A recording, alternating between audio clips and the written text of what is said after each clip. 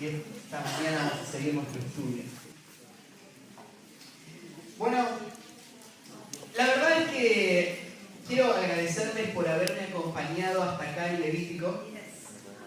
Ha sido, creo que, un desafío y una prueba de fe y de fidelidad, y han sobrevivido hasta este punto. Yo sé que cuando hacemos nuestras lecturas, Levítico es la tumba para nuestras iniciativas de lectura bíblica anual. Hasta ahí solemos llegar y ustedes sobrevivieron. Faltan unos cuantos capítulos, ya estamos a punto de terminar y los felicito por eso. No va a haber diploma por eso, pero el reconocimiento lo tienen. Y gracias por la disposición cada domingo de querer escuchar lo que Dios tiene a través de estos pasajes. Porque sé que a primera vista muchos de estos pasajes parecen confusos, algunos de estos pasajes tienen verdades, pero que hay que escarbar para encontrarlas, porque hay que entender cómo se relacionan con el Nuevo Testamento, y ustedes se han esforzado para hacerlo, y gracias por eso. Y para mí ha sido también especial haber estudiado este libro. Quiero que sepan que yo no sé todo lo que les enseño cada domingo. Cada semana yo me paso muchas horas estudiando para entender lo que voy a explicar. Y hay muchas cosas que, aunque he pasado por estos libros, que las estoy descubriendo hoy. Y estoy descubriéndolas junto con ustedes, estudiándolas cada semana. Así que para mí ha sido especial. Y bueno, la semana pasada vimos en el capítulo 21 un cambio de enfoque en el libro. Hasta ahora todo el libro había hablado sobre cómo va a ser la nueva relación entre Dios y el pueblo. El libro explicaba de que hay solamente un camino para tener comunión con un Dios santo. Y ese camino es muy específico. Dios no lo dejó al criterio del pueblo, sino que les dio todas estas normas para que ellos sepan exactamente cómo es que un hombre puede tener acceso a Dios. Y ese lugar del tabernáculo era la pieza clave. ¿Sí? El tabernáculo era el lugar de encuentro entre Dios y el pueblo. Y todo lo que en ese tabernáculo sucedía era clave para que se pueda dar esa relación. Entonces, en ese tabernáculo donde el pueblo encontraba, en esencia, la purificación para poder vivir la vida que Dios demandaba para que Él sea su Dios. Sin la pureza, sin la santidad, dice la Biblia, nadie verá a Dios. Y en ese tabernáculo donde el pueblo aprendió a cómo encontrar en esos sacrificios y en todo lo que ellos simbolizaban esa limpieza de sus pecados. Entonces, si podríamos dar una palabra que represente todo el libro, es esa palabrita santidad. La palabra santidad es la que en todo este libro se presenta como el carácter de Dios y como la demanda de Dios. Si el pueblo va a tener comunión con Dios, tiene que vivir esa vida de Dios, la vida de santidad. Entonces, los primeros 20 capítulos, vimos que Dios trató este tema en diferentes formas. Habló primero de los sacrificios, después llevó al pueblo a entender la profundidad del pecado que les afectaba. Después habló acerca de el medio que Él tenía para poder guiarles a la santificación, que era el grupo de hombres, los sacerdotes, que iban a ser los intermediarios. Cuando llegamos al capítulo 21, Dios ahora le habla directamente a estos hombres, le habla a los sacerdotes. Y les va a explicar a estos hombres lo importante que es el rol que ellos tienen. Ellos son, para Israel, los líderes espirituales. Y ellos son los que deben guiar al pueblo de Israel a esta vida de santidad. Entonces hay una carga, una responsabilidad muy grande para estos hombres. Y vimos en el capítulo 21 estas demandas de Dios. Para los hombres que el pueblo va a mirar a ellos, para que ellos le guíen a la vida de santidad. En un sentido, yo expliqué, ya venimos hablando de esto hace mucho, así que yo se los repaso nomás, yo expliqué que el Nuevo Testamento nos dice que todos nosotros somos sacerdotes. Todos nosotros tenemos una función para el mundo que representamos en nuestra vida diaria. Todos nosotros servimos a Dios. Todos nosotros somos representantes de Dios. No solamente los líderes, todo el pueblo de Dios es un pueblo, un reino de sacerdotes. Pero a la vez, en estos capítulos, yo creo que aparece otro principio que yo les estoy explicando. A partir de la semana pasada lo expliqué y hoy vamos a hablar de esto también. Y es que el pueblo de Dios fue llamado a vivir una vida de santidad, pero Dios le ha dado a este pueblo, como un regalo de su gracia, tener hombres que Él va a usar para guiarles en esa búsqueda, en ese camino de la santificación. En aquel tiempo eran los sacerdotes. En el nuevo tiempo, ahora, donde vivimos en nuestra época, donde está la iglesia no tiene sacerdotes. Por eso es que ustedes no me ven a mí vestido con una vestidura rara, distinta a todas las demás. Bueno, uso corbata y ustedes no, algunos. Pero aparte de eso, yo soy uno más, uno con ustedes. Yo no tengo este título de sacerdote ni ninguna persona en nuestra iglesia, porque no queremos confundir este principio. Todos somos siervos de Dios. Pero eso no quiere decir que Dios no ha llamado a hombres a tomar un rol de liderazgo espiritual en la iglesia. Que Dios le va a poner en ellos la responsabilidad de guiar a la iglesia a vivir esa vida de santidad. Y estos son, en el Nuevo Testamento se los llaman a ellos ancianos, ¿sí? Pastores, obispos. Estos son los líderes de las iglesias locales. Y en el Nuevo Testamento, igual que en el Antiguo Testamento, Dios puso demandas sobre estos hombres. Y Dios puso, en algunos textos del Nuevo Testamento, listas de requisitos. ¿Quiénes pueden cumplir este rol y quiénes no pueden cumplir este rol? En el Antiguo Testamento, el capítulo clave para entender eso es el capítulo 21 y 22 de Levítico. Estos dos capítulos son, para el Antiguo Testamento, lo que para el Nuevo Testamento sería 1 Timoteo 3 y Tito 1. Son las listas de requisitos para los líderes del pueblo, para los hombres que llevan esta responsabilidad de liderar y guiar espiritualmente a la nación. Entonces, estamos estudiando un paralelo. Estamos estudiando, y empezamos la semana pasada y hoy vamos a volver a hablar de esto, estamos estudiando que así como Dios puso demandas en los sacerdotes, Dios pone demandas en los líderes de nuestro tiempo. Y vos estás ahí sentado y pensando, ¿y para qué quiero saber eso yo? O sea, pueden hablar de esto en la reunión de líderes, pero no en la iglesia, no en el culto del domingo. Pero, bueno, yo no creo eso. Creo que este tema es muy importante, muy necesario.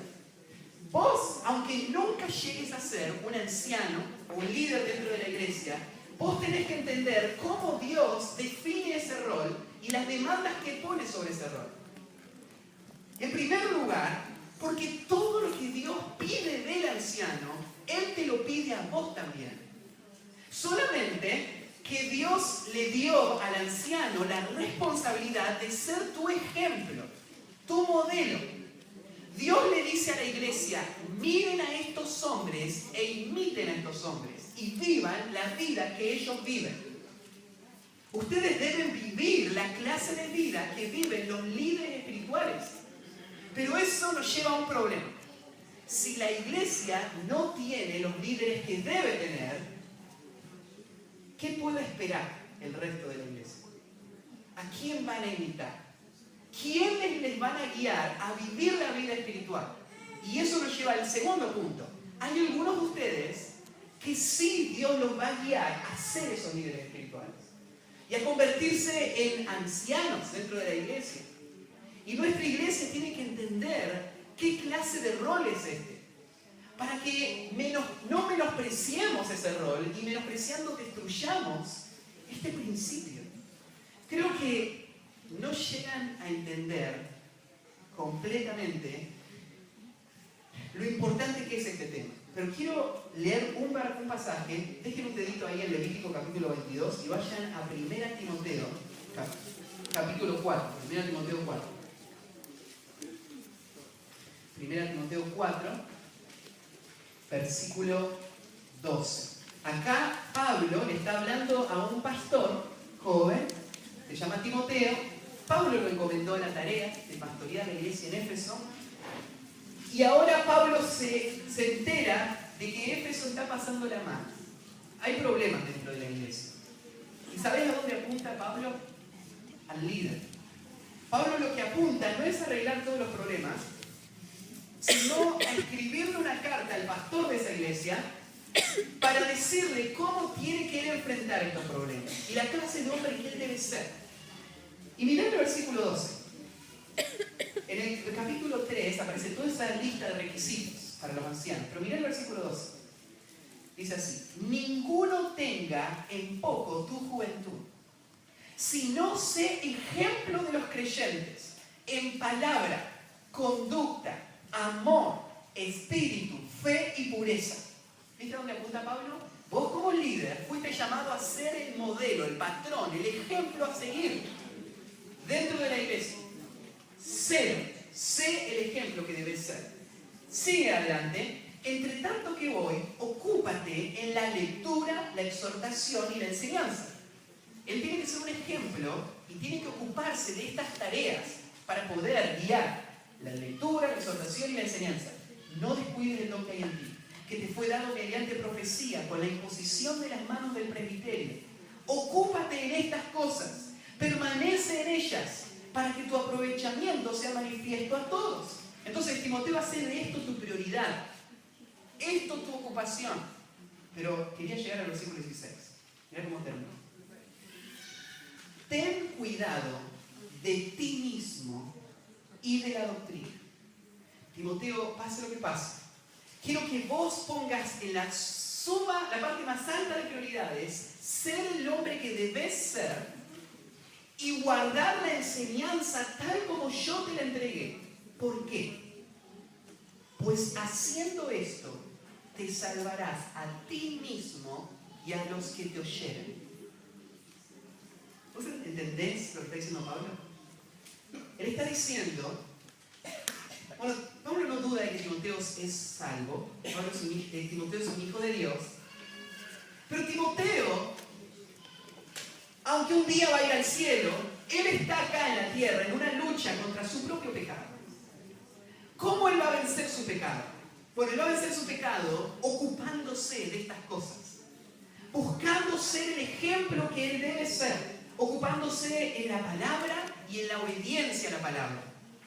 La única esperanza para Timoteo es esa, pero algo más. No solamente la única esperanza para Timoteo, la única esperanza para quién más. Para los que te oyeren. ¿Saben qué quiere decir eso? Ustedes se van a salvar si yo soy lo que debo ser. Ahora, quiero volver atrás. ¿Salvar de qué? ¿Salvar eternamente? No, la salvación del alma eterna es algo que Dios da y que es seguro. Pero estoy hablando de la salvación del poder del pecado, la única esperanza para que ustedes puedan vivir una vida de victoria sobre el pecado, la única esperanza para que ustedes puedan vivir una vida que lleve gloria al nombre de Dios y traiga gozo y bendición a sus vidas, está en que los líderes espirituales de tu iglesia sean esto que deben ser. Haciendo esto te salvarás a ti mismo y a los que te oyeren. Yo empecé hablando la semana pasada de la crisis de liderazgo que vive nuestra sociedad. Y más grave aún, la crisis de liderazgo que vive la iglesia en nuestro tiempo. Y esa crisis de liderazgo se ve en todas clases de síntomas que las iglesias están sufriendo. Entonces, es importante de que tu iglesia crea en la doctrina bíblica, en la verdad bíblica de qué debe ser un líder espiritual. ¿Es importante? Para tu alma es importante. Para tu futuro espiritual es importante. Vos tenés que ser parte de encargarte de que los hombres que llegan a esa posición y que se mantienen en esa posición sean lo que deben ser. Vos sos responsable. ¿Sí? Vos sos responsable de examinar estas personas. Yo les hablé la semana pasada de que eso es parte de lo que oramos. que el Señor siga levantando hombres que puedan ser líderes espirituales para la iglesia. Pero estos son los hombres que Dios va a llamar y va a levantar. Hombres que cumplan con estos requisitos, no hombres perfectos. Esta mañana, cuando estábamos en la clase, yo les confesaba a mis hermanos algunos de los pecados con los que yo lucho. ¿Sí? Yo les confesaba. Y entonces, Matías, nos enteramos hoy que es pecador. Sí, lo soy, muy pecador. Y yo lucho con mi pecado.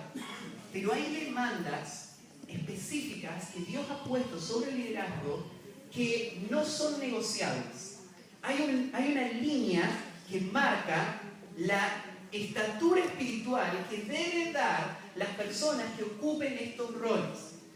Entonces, para mí, hablar sobre esto es un tanto incómodo, porque esto habla de mí, de lo que yo debo ser. Y cuando yo me enfrento a esto, ¿saben de qué me doy cuenta? De que solamente la gracia de Dios la que puede hacer esto en mí. Porque yo no soy esto por naturaleza. Si es que lo soy solamente por la gracia de Dios. Y es la gracia de Dios el que puede llevarte a vos a vivir esa vida espiritual y puede levantar hombres que sean esos líderes espirituales que puedan entender lo que el pueblo de Dios debe ser y guiar al pueblo de Dios a hacer lo que debe ser. ¿Sí? Entonces, dentro de todo el tema de Levítico, de lo que es la demanda de Dios de santidad, este es un tema muy importante. Porque el pueblo de Dios solamente va a poder vivir esa vida de santidad a la medida que sus líderes puedan liderarles y guiarles a vivirla. ¿Sí? Entonces Dios pone ahí una presión especial. Y vamos a ir a Levítico entonces, capítulo 22, y vamos a leer la segunda parte de este sermón. Porque fíjense que tiene el mismo título que la semana pasada, es un oficio con grandes demandas. La segunda parte, ¿sí? La semana pasada vimos algunas, ¿se acuerdan? El líder debe ser ejemplo en medio del dolor. El líder debe vivir una vida matrimonial ejemplar. El líder debe vivir una vida familiar aprobada. El líder debe vivir una conducta digna del sumo sacerdote. Todo eso vimos la semana pasada. Y esta semana van a seguir agregándose requisitos para estos sacerdotes. Entonces, leamos el capítulo y después lo comentamos. Dice el versículo 1. Levítico 22:1. Habló Jehová a Moisés diciendo: Di a Aarón y a sus hijos que se abstengan de las cosas santas que los hijos de Israel me han entregado, y no profanen mi santo nombre. Yo, Jehová. Diles: todo varón de toda vuestra descendencia en vuestras generaciones que se acerque a las cosas sagradas que los hijos de Israel consagran a Jehová, teniendo inmundicia sobre sí, será cortado de mi presencia, yo, Jehová. Cualquier varón de la descendencia de Aarón que fuere leproso o padeciere flujo, no comerá de las cosas sagradas hasta que esté limpio. El que tocare cualquier cosa de cadáveres, o el varón que hubiere tenido derramamiento de semen, o el varón que hubiere tocado cualquier reptil por el cual será inmundo, u hombre por el cual venga a ser inmundo, conforme a cualquier inmundicia suya. La persona que lo tocare será inmunda hasta la noche y no comerá de las cosas sagradas antes que haya lavado su cuerpo con agua. Cuando el sol se pusiere, será limpio, y después podrá comer las cosas sagradas, porque su alimento es. Mortecino ni despedazado por fiera no comerá, contaminándose en ello. Yo, Jehová. Guarden pues mi ordenanza, para que no lleven pecado por ello, no sea que así mueran cuando la profanen. Yo, Jehová, que los santifico. Ningún extraño comerá cosa sagrada. El huésped, el sacerdote y el jornalero no comerán cosa sagrada. Mas cuando el sacerdote comprare algún esclavo por dinero, éste podrá comer de ella. Así como también el nacido en la casa podrá comer de su alimento. La hija del sacerdote, si se casare con varón extraño, no comerá de la ofrenda de las cosas sagradas, Pero si la hija del sacerdote fuere viuda o repudiada y no tuviere prole, y se hubiere vuelto a la casa de su padre, como en su juventud, podrá comer del alimento de su padre, pero ningún extraño coma de él. Y el que por yerro comiere cosa sagrada, añadirá a ella una quinta parte, y la dará al sacerdote con la cosa sagrada. No profanarán, pues, las cosas santas de los hijos de Israel, las cuales apartan para Jehová, pues les harían llevar la iniquidad del pecado, comiendo las cosas santas de ellos, porque yo Jehová soy el que los santifico. Y también habló Jehová a Moisés diciendo: habla a Aarón y a sus hijos y a todos los hijos de Israel, y diles: cualquier varón de la casa de Israel o de los extranjeros en Israel que ofreciere su ofrenda en pago de sus votos, y como ofrenda voluntaria ofreciere en holocausto a Jehová, para que sea aceptado, ofreceréis macho sin defecto de entre el ganado vacuno, de entre los corderos o de entre las cabras. Ninguna cosa en que haya defecto ofreceréis, porque no será acepto por vosotros. Asimismo, cuando alguno ofreciere sacrificio en ofrenda de paz a Jehová para cumplir un voto, o como ofrenda voluntaria, sea de vacas o de ovejas, para que sea aceptado, será sin defecto. Ciego, perniquebrado, mutilado, verrugoso, sarnoso o roñoso, no ofreceréis estos a Jehová, ni de ellos pondréis ofrenda encendida sobre el altar de Jehová. Buey o carnero que tenga de más o de menos, podrás ofrecer por ofrenda voluntaria, pero en pago de voto no será acepto. No ofreceréis a Jehová animal con testículos heridos, o magullados, rasgados o cortados, ni en vuestra tierra lo ofreceréis. Ni de mano de extranjero tomarás estos animales para ofrecerlos como el pan de vuestro Dios, porque su corrupción está en ellos. Hay en ellos defecto, no se os aceptarán. Y habló Jehová a Moisés diciendo: el becerro y el cordero, la cabra, cuando naciere, 7 días estará mamando de su madre, mas desde el 8º día en adelante será acepto para ofrenda de sacrificio encendida a Jehová. Y sea vaca o oveja, no degollaréis en un mismo día a ella y a su hijo. Y cuando ofreciereis sacrificio de acción de gracias a Jehová, lo sacrificaréis de manera que sea aceptable. En el mismo día se comerá. No dejaréis de él para otro día, yo Jehová. Guardad pues mis mandamientos y cumplidlos, yo Jehová. Y no profanéis mi santo nombre, para que yo sea santificado en medio de los hijos de Israel. Yo Jehová que os santifico, que os saqué de la tierra de Egipto para ser vuestro Dios, yo Jehová. Bueno, a primera vista hay cosas que son tal vez difíciles de entender, pero quiero darte esta clave para entender este pasaje. Lo que el pasaje está haciendo es siguiendo esa línea de pensamiento de la semana pasada. Estos son requisitos para sacerdotes, para que ellos entiendan las demandas de Dios para ellos como líderes espirituales y para que el pueblo lo entienda, porque Moisés también se lo leyó a todo el pueblo, no juntó solo a los sacerdotes y a ellos los incluyó. A todo el pueblo les dijo los que debían ser sus líderes.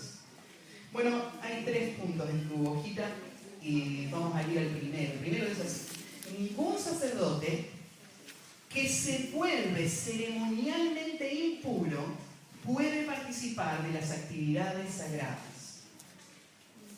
Creo que la palabrita para llenar es impuro, ¿no? Ningún sacerdote que se vuelve ceremonialmente impuro puede participar de las actividades sagradas. Bueno, arranca el versículo 1 hablando del mensaje de nuevo de Dios a Moisés, el intermediario, y es este: di a los hijos de Aarón y a sus hijos que se abstengan de las cosas santas que los hijos de Israel me han dedicado y no profanen mi nombre. Mirá, acá tenés este grupo de hombres que fueron llamados a tener este rol, pero hay un punto donde Dios les dice a ellos: ustedes en esta condición no pueden tocar nada sagrado. Son sacerdotes, son descendientes de Aarón, pero aún así ellos no pueden tocar nada que sea santo, ninguna de las cosas santas. ¿Qué cosas son santas? Algunos ejemplos. ¿Qué cosas tocan ellos que son santas? Bueno, los sacrificios son santos. Fueron dedicados a Dios. Los utensilios del tabernáculo, ellos no los pueden tocar, son santos, dedicados a Dios. El tabernáculo mismo es santo, ellos no lo pueden tocar. Entonces Dios le va a dar acá a estos sacerdotes las pautas de en qué condiciones ellos no pueden tocar nada de los santos. ¿Y cuál es la condición? Versículo 3. Diles, todo varón de vuestra descendencia en vuestras generaciones, que se acercara a las cosas sagradas que los hijos de Israel consagran a Jehová, teniendo inmundicia sobre sí, será cortado de mi presencia, yo Jehová. Dios le dice a estos hombres que aún estos hombres que tienen la vestidura santa, si ellos llevarían las contaminaciones que lleva el pueblo de Israel, entonces ellos serían juzgados por Dios. Y a partir de ahí, el versículo 4 empieza a explicar qué cosas contaminan a los hombres. ¿Sí? Ahora, cuando vos lees, vos te das cuenta de que todas estas cosas ya las vimos. Ya Moisés, o Dios, ya había explicado que todas estas cosas contaminaban a los hombres. Por ejemplo, ahí habla del leproso. ¿Cómo se tenía que tratar a un leproso? Tenía que salir fuera del campamento hasta que se cure. Ningún leproso puede ser parte del pueblo de Dios. Ya hablamos de qué significaba el leproso, ¿no? ¿A qué representaba la lepra? La lepra es el pecado del alma, que es incurable para el hombre, a no ser que Dios intervenga con un milagro y entonces pueda curar la raíz de la lepra, que no está en la piel, sino que está más profunda, ¿no? Entonces el leproso sacado fuera del campamento, ya sabíamos. Acá habla después de el que padece de flujo, o sea, el que tiene, ya hablamos de ese pasaje, ¿no? Hay algo en mi cuerpo que me contamina constantemente, ¿sí? Es el flujo.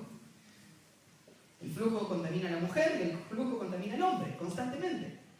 Y bueno, en aquel tiempo, esa era una forma gráfica de Dios de decir, todo ser humano tiene algo en su alma que le contamina constantemente, que sale hacia afuera, en reacciones, en palabras.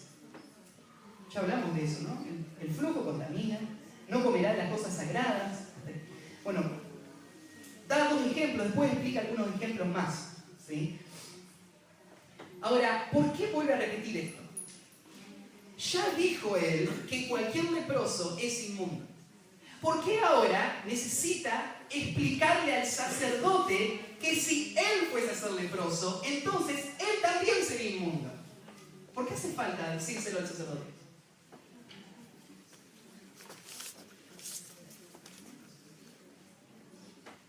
A ver, ¿para qué se imaginan?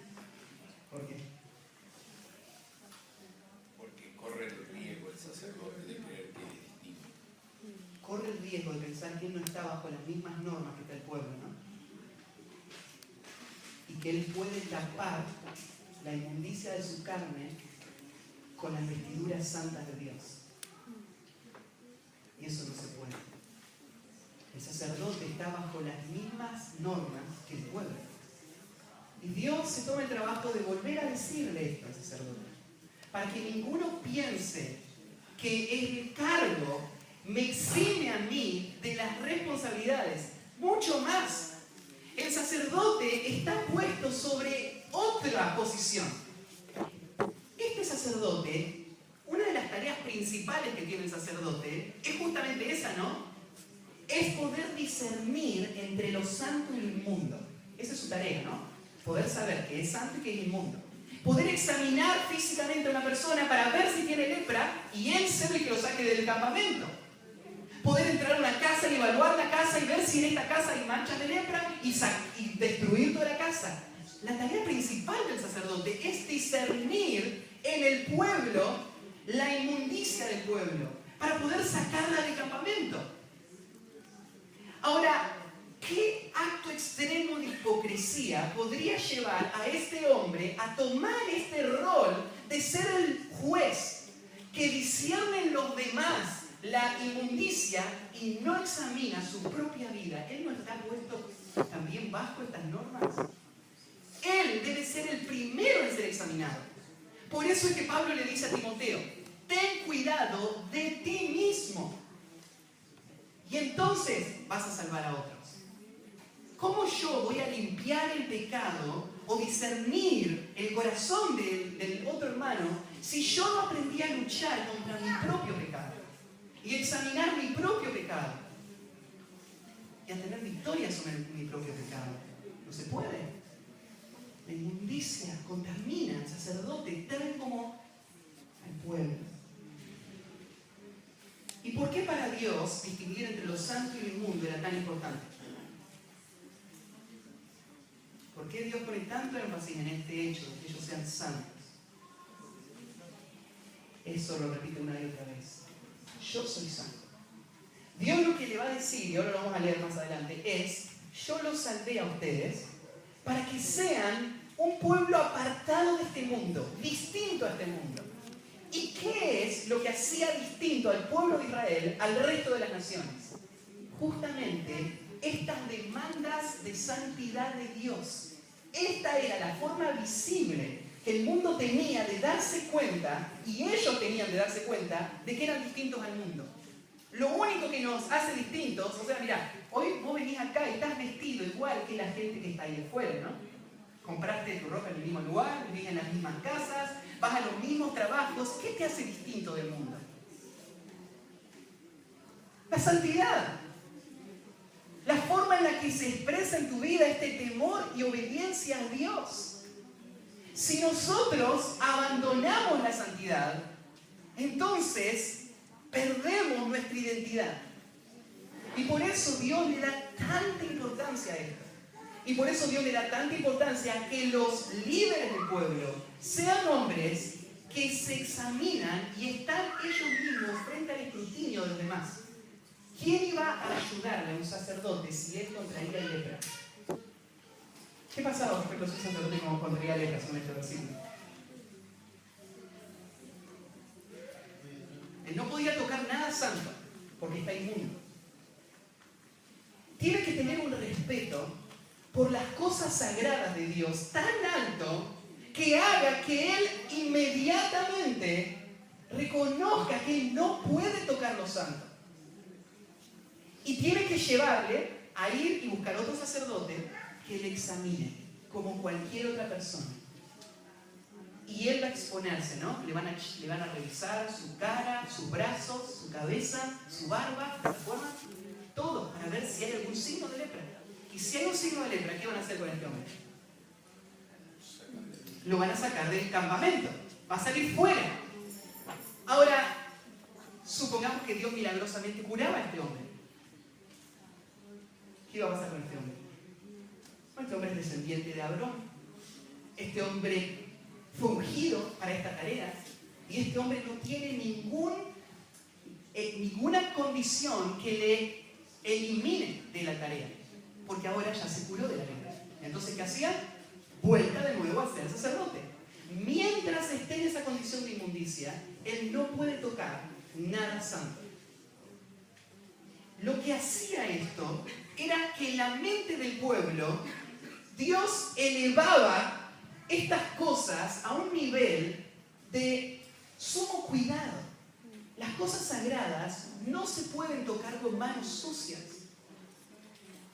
Pensá en esto. Si un leproso se contraía la lepra, tal vez, o sea, podía pasar tiempo hasta que se dé cuenta, pero cuando se daba cuenta, él tenía que ser sacado del campamento. Pero acá pone una cláusula aún más grave, porque dice en el versículo 3 que si él, o sea, si hay un sacerdote que sabiendo de que él está inmundo, taparía su inmundicia para servir en las cosas santas, ¿qué iba a pasar en el versículo 3? Al final. Esa expresión, será cortado de mi presencia, vamos a ver más adelante, hay frases similares, pero no significa ninguna otra cosa que la muerte. La muerte. Era una pena capital. ¿Por qué Dios castigaría tan severamente a un hombre que pretende en su inmundicia entrar al lugar santo y servir a las cosas sagradas? ¿Por qué Dios lo trataría con tanta dureza? O sea, él es un pecador igual que cualquier otro. ¿Por qué lo trata con tanta dureza a este hombre? Él es el ejemplo para todos los demás. No solamente que él es el ejemplo, él sabe, él entiende cómo debe ser tratado el pecado. Él se sabe la ley de memoria. Él la usa con los demás todo el tiempo. Él debería haber podido saber que él la tenía que usar consigo mismo. Si él no la usó con él mismo, lo que revela en el corazón de este hombre es un acto de rebeldía grandísimo, que son los pecados por los que viene la pena capital en Levítico. Son pecados de rebeldía extrema.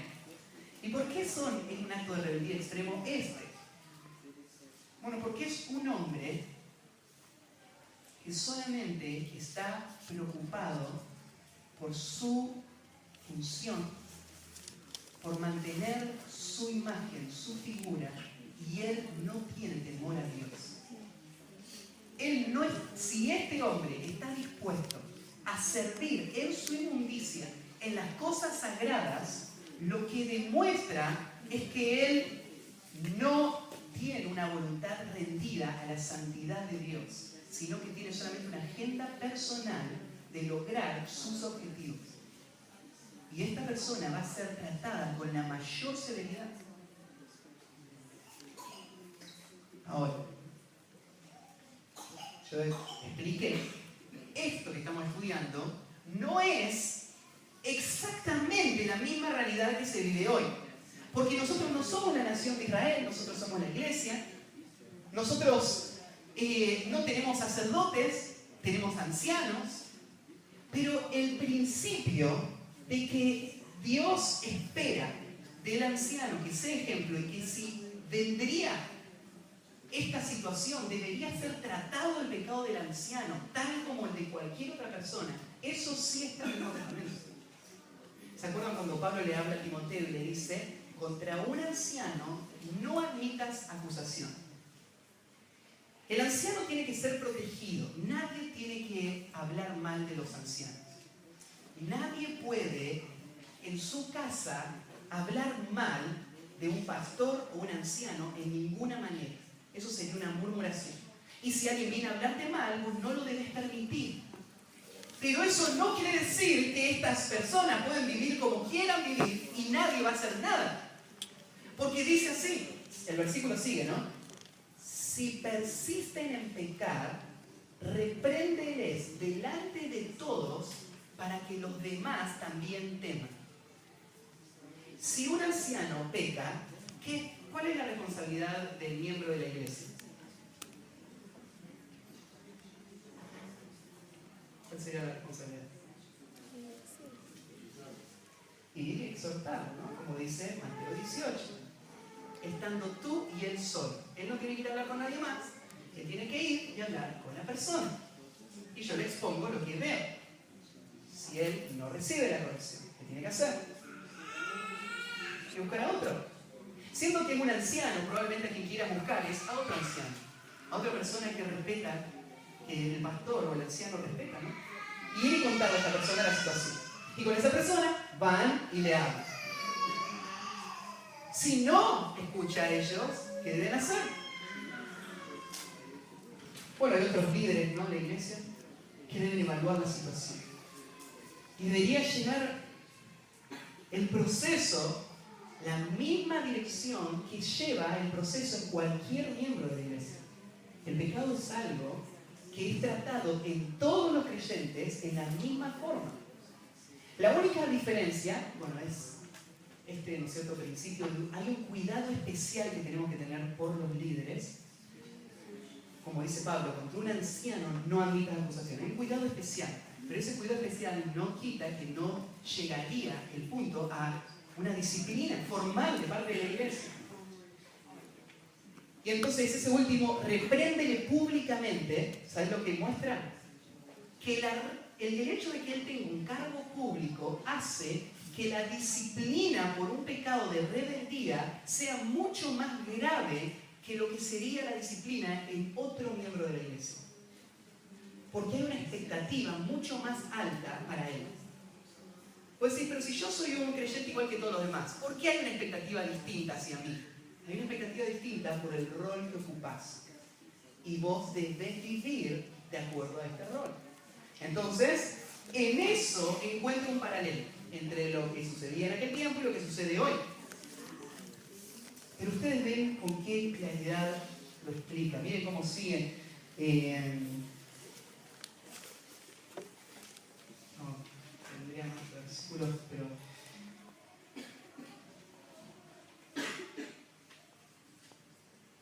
Lo que Dios está haciendo es mostrarle al sacerdote entonces que él está también expuesto a su disciplina.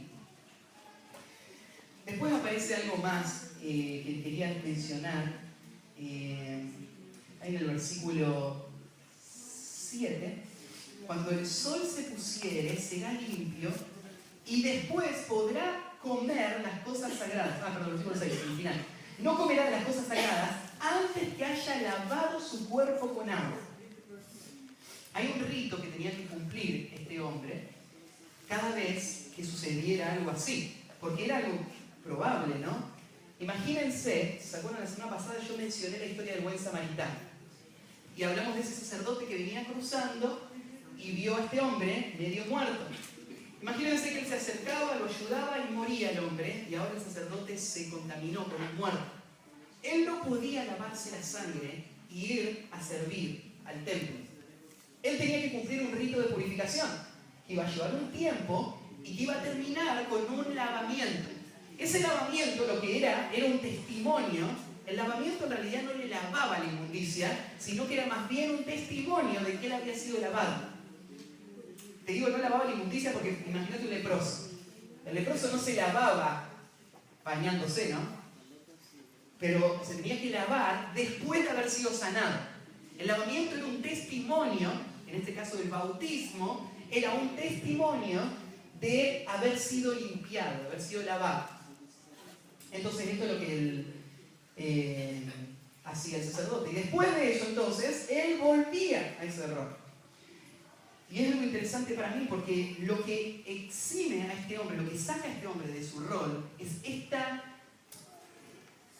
característica. Él es inmundo y por eso es que no puede. Pero él, si fuese a ser limpiado de la inmundicia, entonces él podría volver. Y ese es claro, ¿no es cierto?, este texto, y es claro en el Nuevo Testamento. Bueno, y la pena la vuelve a decir ahí en el versículo 9, cierra esta sección diciendo: guarden pues mis ordenanzas para que no lleven pecado por ellos, no sea que así mueran cuando la profanen. Y acá, bueno, es algo interesante porque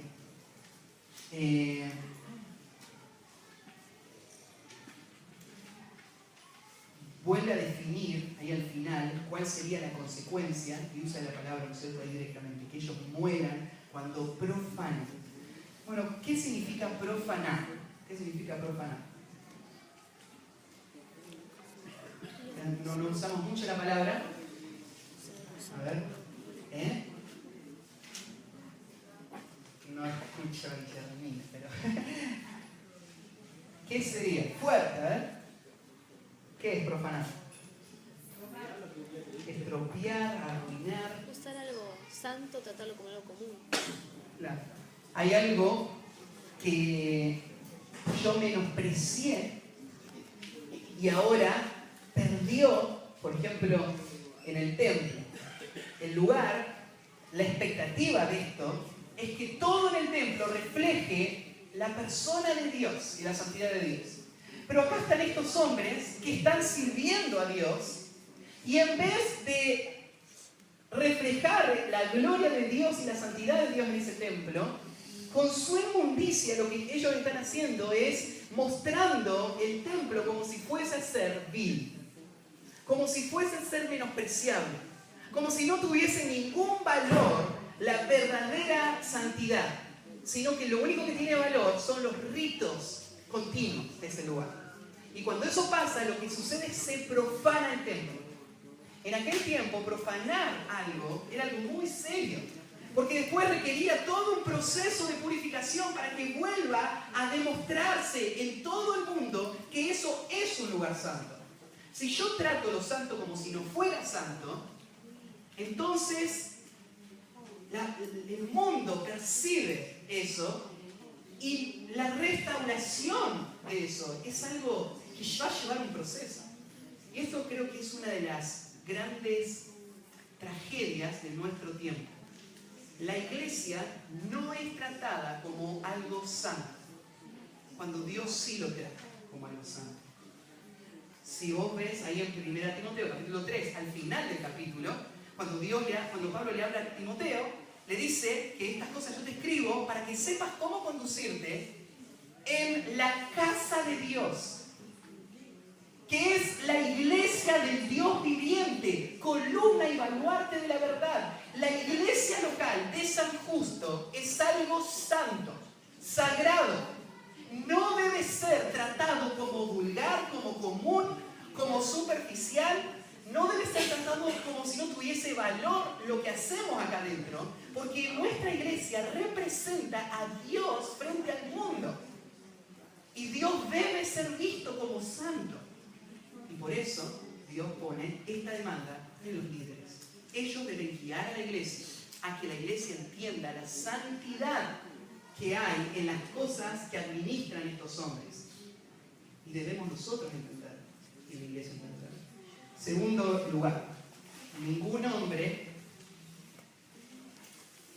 que no sea sacerdote puede participar de la comida sagrada.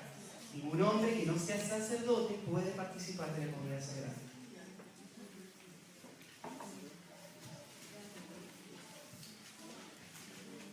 Bueno, acá al principio arranca en el versículo 10 diciendo: ningún extraño comerá cosas sagradas. Ningún extraño. La palabra extraño ahí se refiere a cualquier persona que es extraña a este oficio, a estas tareas. En este sentido, todos los judíos eran extraños. No extraños porque no eran del pueblo de Dios, eran extraños porque Dios no los admitía en este lugar sagrado. Ahora, eso cambió. La razón por la que esto era así en ese tiempo fue por la rebeldía del pueblo de Israel. El plan original de Dios, tal como Dios lo expresa, fue que Israel sea una nación de sacerdotes. Pero ¿qué hicieron ellos? Eso Dios les dijo en Éxodo 19. En Éxodo 20 les dio la ley, y después de la ley, ¿qué viene? La idolatría. La idolatría de todo el pueblo, excepto de una tribu que se mantuvo fiel a Dios. ¿Cuál fue esa tribu? La tribu de Leví.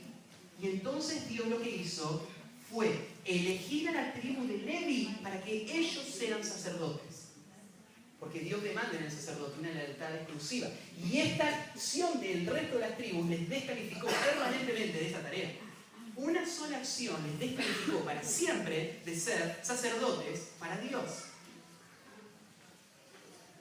Ahora, en este plan de Dios de que su pueblo sea un reino de sacerdotes, Él lo cumple hoy en su iglesia, porque ahora Él no solamente le prometió esto a su iglesia, sino que le dio el poder para vivir una vida que le honre a Él. Y entonces puedan cumplir ese rol. En el Nuevo Testamento nosotros leemos que todos nosotros somos sacerdotes. Bueno, ¿todos quiénes? ¿Quiénes son sacerdotes? Todos los creyentes. Eso es algo importante, ¿no? Solamente los creyentes pueden vivir la vida espiritual y deben ser tratados como pueblo de Dios. Aunque esto te parezca lógico, no es tan lógico en muchas iglesias. En muchas iglesias, hacerse miembro de la iglesia es algo muy simple. Si vos querés hacerte miembro de la iglesia, lo único que haces es firmar un acuerdo con una serie de preguntas muy superficiales que te hacen, donde vos afirmás ser de Cristo, y entonces vos sos aceptado. Sos aceptado a la vida del pueblo de Dios. Pero supongamos que hay personas que escucharon cosas espirituales, saben cómo responder cosas espirituales, pero no tienen vida espiritual. Y ellos ahora empiezan a vivir la vida espiritual del pueblo. Y entonces agarramos a esta persona y la ponemos de maestra de escuela dominical. Y esta maestra de escuela dominical nunca nació de nuevo. No tiene temor a Dios. Ella ama su pecado. En realidad la vemos como una buena mujer, muy cariñosa, muy juguetona, una linda relación con los hijos, pero si pudiésemos ver el corazón, veríamos que no hay ninguna buena intención. Que ella no está calificada para ser un sacerdote espiritual, ¿no? ¿Por qué no está calificada? ¿Por qué no está calificada esta mujer para ser maestra de escuela dominical? No es tan difícil ser maestra de escuela dominical, ¿no? Te aprendes una lección y se la das. ¿Por qué no está calificada? ¿Qué puede dar? ¿Cómo puede representar a Dios frente a estos niños si ella no conoce a Dios? ¿Y cómo puede interceder por estos niños frente a Dios si ella no tiene acceso a Dios? No hay forma de ser sacerdote cuando no hay vida espiritual. Tristemente, ¿saben hasta qué extremo llega esto? Llega hasta el extremo que puede llegar a ver un anciano de una iglesia que no es de Cristo y está liderando la iglesia. Llegó ahí porque es un buen administrador, por ejemplo, de dinero. Y la iglesia se beneficia con que él sea un buen administrador. Entonces le dan cargos, porque él es un empresario que tiene mucha influencia y él es un gran líder, él sabe cómo liderar. Entonces en la iglesia lo ponemos de líder porque él sabe cómo liderar.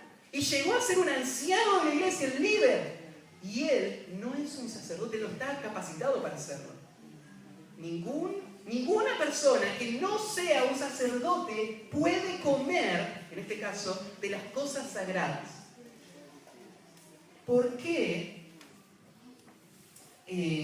usa esa expresión? No puede comer de las cosas sagradas. Bueno, el comer, ¿se acuerdan lo que hacían los sacerdotes? Cuando un israelita traía un sacrificio, ese sacrificio, en muchos casos, todos excepto el holocausto lo quemaban todo. Pero otros sacrificios lo que hacían era tomar una parte para el sacerdote, una parte era quemada para Dios y otra parte para el pueblo. Entonces el sacerdote lo que hacía era agarrar esa parte y comerla. ¿Para qué Dios hacía esto? ¿Por qué era importante que el sacerdote comiera eso que este hombre había traído? Bueno, era una forma gráfica de mostrarle a este judío que había traído ese sacrificio de que Dios había aceptado ese sacrificio. ¿Cómo sabía que Dios había aceptado ese sacrificio?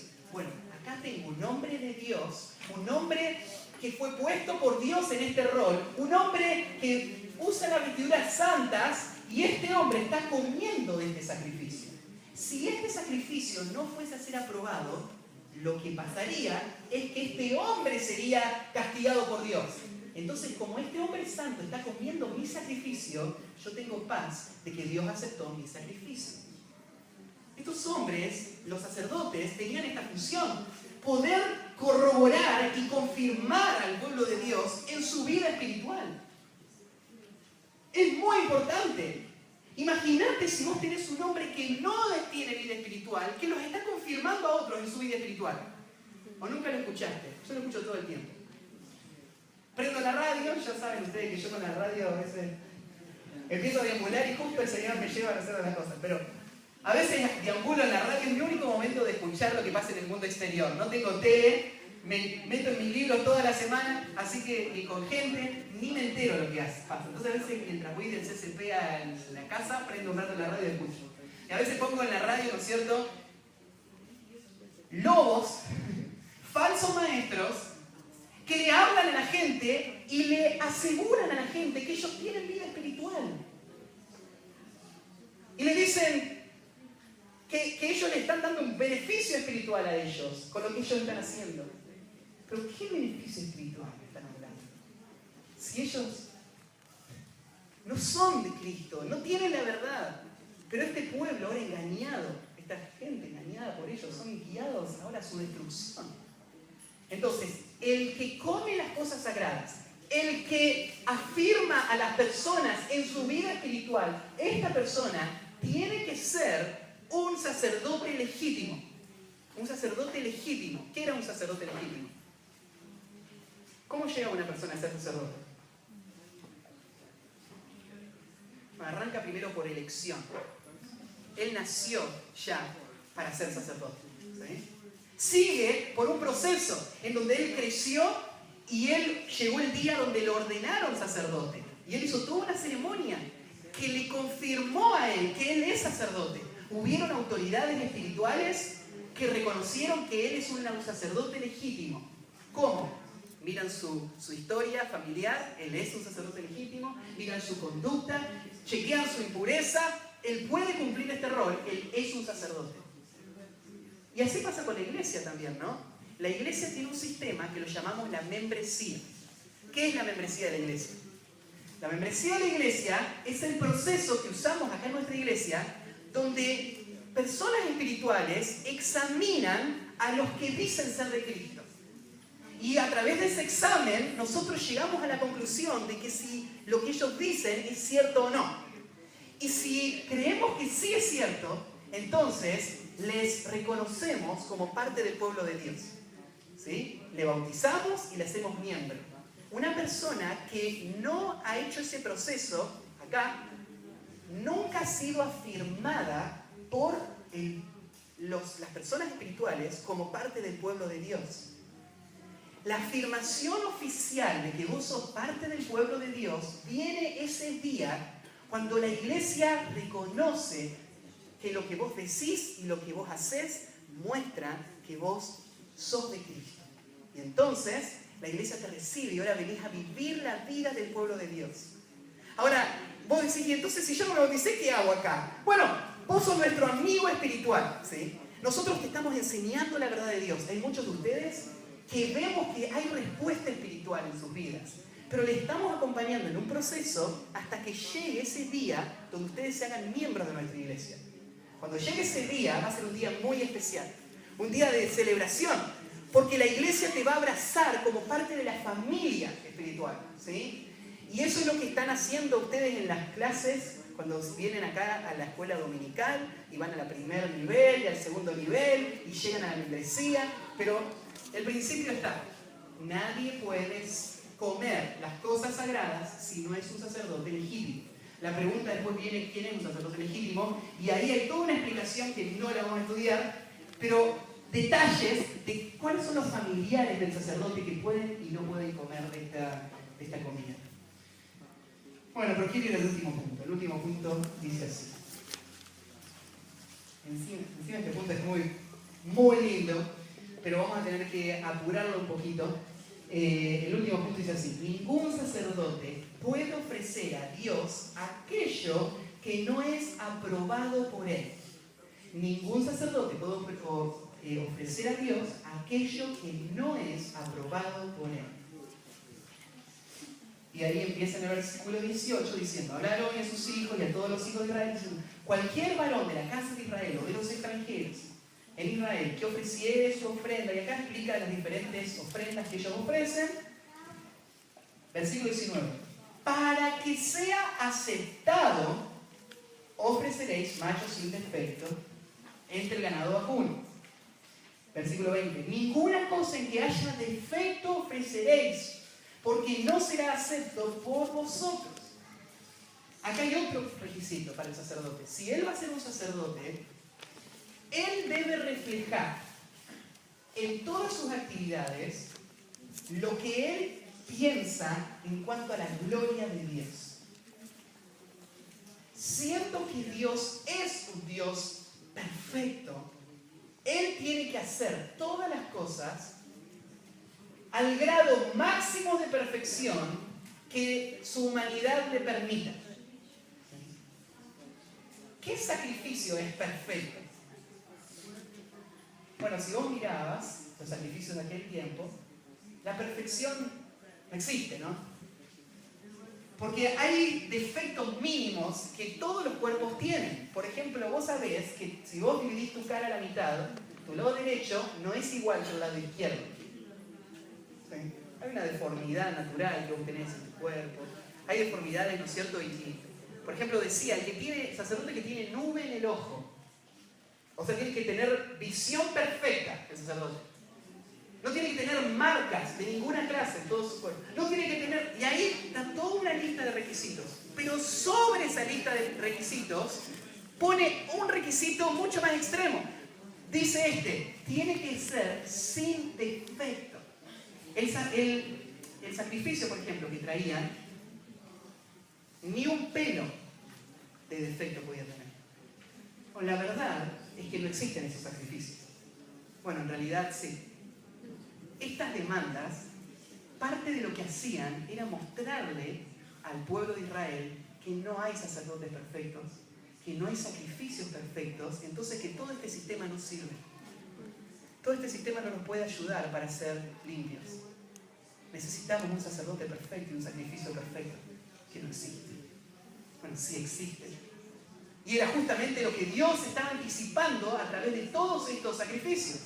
Pero la tarea del sacerdote en sus limitaciones era hacer todo lo más perfecto posible. ¿Por qué? Porque esto representaba a Dios. Representaba al futuro cordero. Representaba al futuro sacerdote. Entonces era muy importante que Él viva y sus acciones sean acordes a eso que Él representa. Entonces están todas estas explicación, ¿no es cierto? Que la elección del animal tenía que ser sumamente cuidadosa. Hay un versículo que tal vez es el único que les voy a leer. Dejen un dedito ahí, vayan conmigo a Malaquías. Malaquías, capítulo 1. Tristemente Israel no siguió todos estos preceptos, ¿no? Ellos se desviaron y profanaron las cosas sagradas. Y termina el Antiguo Testamento con un libro que está dirigido a los sacerdotes.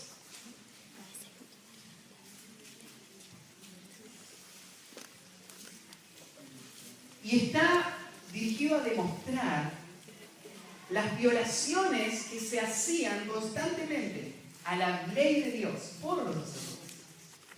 Y parte de esto aparece ahí en el versículo 8. Mirá cómo habla acá el profeta a los sacerdotes. Dice así: y cuando ofrecéis el animal ciego para el sacrificio. Bueno, ¿por qué llevarían un animal ciego? Igual lo vamos a quemar, ¿no es cierto? Me como el bueno y quemamos ¿no es cierto? Total, el fuego quema todo, ¿no? No hay diferencia. Pero no era fuego solamente, esto era un acto de adoración a Dios. Pero ellos lo tomaban así. Cuando me traen el animal ciego, no es malo. Asimismo, cuando ofrecéis el cojo o el enfermo, no es malo. No está mal hacer eso. No está mal darle a Dios algo menos de lo excelente. No está mal. No está mal darle a Dios algo que no le daría ni siquiera a mi jefe. Como dice acá el próximo versículo. Preséntaselo pues a tu príncipe. ¿Acaso se agradará de ti? ¿O le será acepto? Dice Jehová de los ejércitos. Dios está comparando los sacrificios con un tributo. Piensen en los sacrificios como tributos a su rey. Por ejemplo, si vos invitarías a tu casa a comer al presidente, a Macri, viene a comer a tu casa. No estás de acuerdo con Macri, perfecto. Pero viene toda la prensa, viene todo el mundo, todos van a hablar de esta cena. ¿Cómo te prepararías para eso? ¿Sí? ¿Practicaría la mujer mujeres un par de veces la receta antes de hacerle la comida? ¿O no se atreverían ni siquiera a practicar? Compran algo, contratan al mejor chef, buscan una amiga que le ayude.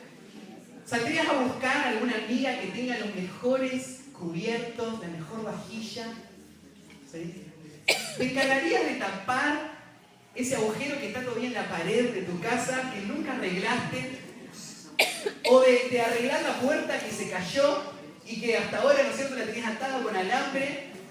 ¿Te encargarías de hacer todos los arreglos posibles? ¿O no? ¿Sí? ¿Por qué? ¿Por qué lo harías?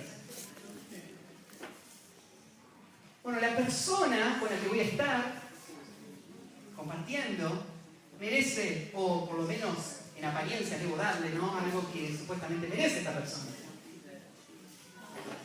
Pero, pregunta, ¿cómo servís vos a tus hermanos? Cuando Jesús dijo, cuando hiciste esto por el más pequeño, me hiciste a mí. Bueno, cuando lo hacemos para Dios, entonces ya no es tan importante. O sea, si la pared que estoy haciendo en la iglesia para hacer una división para los niñitos me sale un poco chueca, que importe para los niñitos, ¿no? Nadie me está pagando por esto. Nadie me está pagando para hacer esto. Yo lo estoy haciendo voluntario. Entonces, conformate con lo que te doy mi tiempo, mi trabajo, mi esfuerzo. Bueno, esto es lo que mejor que puedo hacer en este tiempo. Conformate con eso, ¿no? Como si la tarea la haríamos solamente como una función común y no como un acto de adoración al Dios que creemos que estamos sirviendo en su iglesia santa.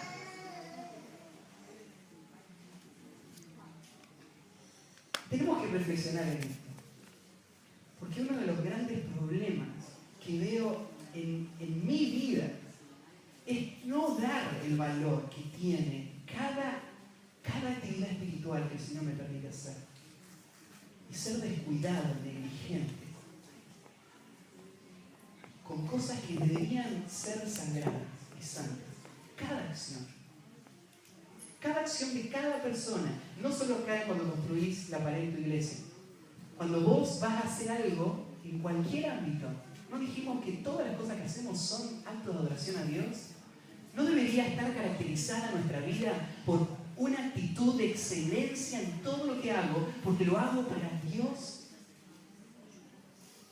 Los sacerdotes deben ofrecer continuamente sacrificios perfectos. Ahora, esto nos lleva a este punto que yo ya mencioné. No existe la perfección, ¿no? En este mundo todo es imperfecto. Entonces, bueno, toda esta ley fue diseñada para llevarte a este mismo punto.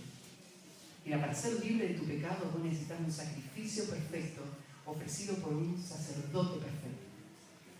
Cosas que no existen. Bueno, en Hebreos nos habla de que sí existe. Hay uno solo que pudo tomar ese rol. Por eso tu esperanza real no está en ningún líder.